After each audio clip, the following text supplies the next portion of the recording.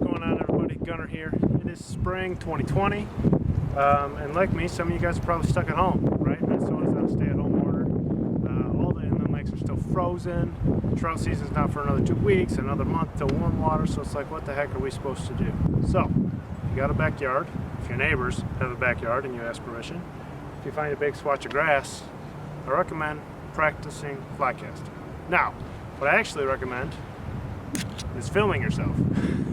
Either bring a camera, have a girlfriend hold your phone, your wife hold your phone, one of your kids hold your phone, and watch yourself, and then play it back in slow motion and see what's actually going on.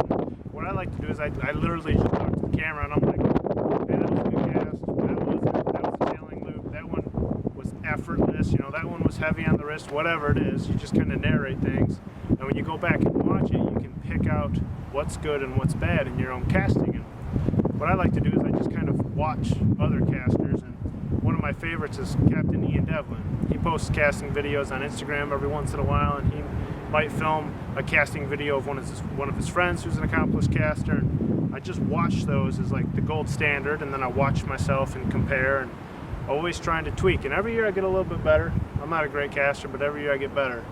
And if you got some downtime and you got a patch of grass, get out, practice throwing a fly line. Watch it. See ya.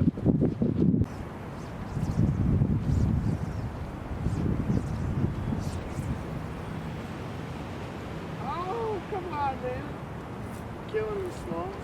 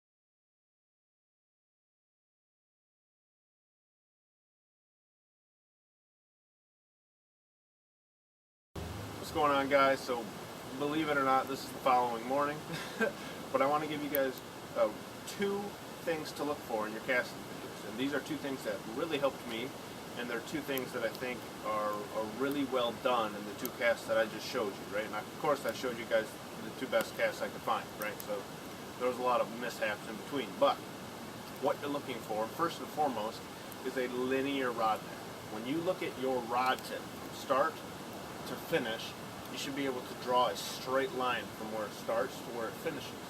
And the reason, I guess I'm going like this a little bit at an angle because I'm trying to aerialize some line. You could draw it straight across if you want, straight across, whatever you want to do. But it should be a straight line.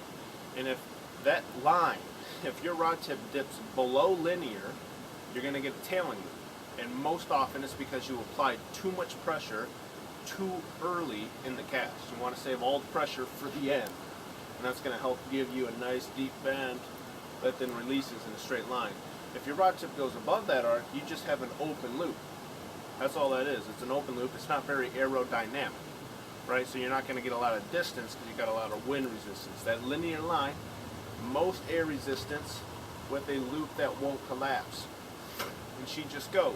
Now the way you do that, it's not by strength, it's not by brute strength, it's not about laying into it, it's all about timing, right? You have the start of that cast, a little bit of hips, a little bit of arm coming into your haul with a little bit of wrist right at the end. Everything's about accelerating, and everything just multiplies as you add all the body parts to a finished point. It's like a golf swing, right?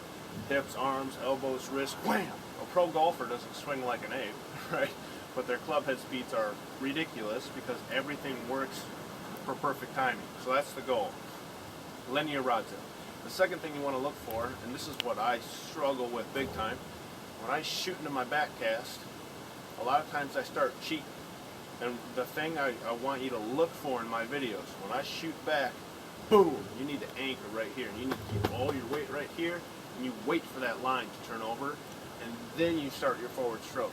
Because if I go back and I start cheating, I've already wasted 10% of my casting stroke, 15% of my casting stroke. And what happens is your rod comes up, and instead of loading the moment you apply pressure, loading, it comes up like this. Because you're not moving it against any weight. Your fly line hasn't turned over yet. You're moving it against fly line that's just in a little loop, and you're just speeding the loop up. It's not doing you any good. So you've wasted 10% of your cast. That's also not loading. So your rod comes up, and then it catches all the weight, and then it's going to preload and bend and shoot out prematurely, and you're going to get tailing. So the easiest way for me to avoid a tailing loop, shoot back, weight on it. That thing turns over, come forward, save all the power for the end of the stroke. Everything seems to come out pretty nice. So those are two things to look for: linear rod tip path, and then don't cheat your forward stroke at all. You gotta wait. Sit back here and wait. So hope that helps you out. Hope you like the video, something to shoot for. Every year I just get 5% better, 10% better, and it's always because I'm filming myself. So give it a try, film yourself, watch it back, look for those two things, and hopefully it helps you out this spring. Thanks for watching.